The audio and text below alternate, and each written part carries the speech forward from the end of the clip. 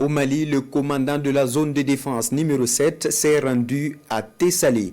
Une visite pour témoigner de l'engagement des autorités militaires à assurer la stabilité dans la zone de défense numéro 7 considérée comme stratégique. Le commandant a surtout réaffirmé la nécessité d'une collaboration étroite entre les forces de sécurité et les populations pour garantir une paix durable au Mali. Reportage Sidi El Mehdi Ag Al-Baka. Le commandant de la zone de défense numéro 7 a effectué une visite de terrain pour la prise de contact. Après Aguelhok, le colonel Attaher Meiga est à Tessalit dans le cadre du renforcement du dispositif sécuritaire. Rencontrer le commandement et la troupe, inspecter le dispositif militaire, analyser les résultats, succès, difficultés et besoins.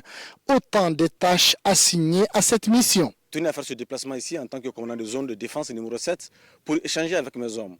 Voir de visu leurs conditions de travail, n'est-ce pas, m'enquérir de leurs problèmes et aussi leur donner quelques conseils dans le cadre de leur mission régalienne.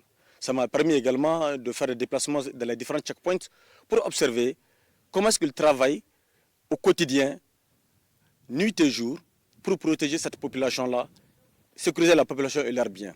C'est ça qui motive notre présence aujourd'hui à Tessalit. Le commandant de la zone de défense numéro 7 a procédé à une inspection des troupes déployées dans la zone. Cette visite s'inscrit dans une dynamique d'évaluation des capacités opérationnelles et de renforcement de la sécurité à Tessalit. Les précautions et les mesures prises pour protéger cette population-là et la sécuriser eux et leurs biens.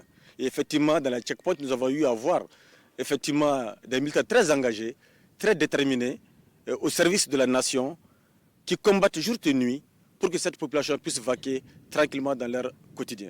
Au cours de cette mission, il a également échangé avec les forces de défense et de sécurité sur les défis rencontrés sur le terrain.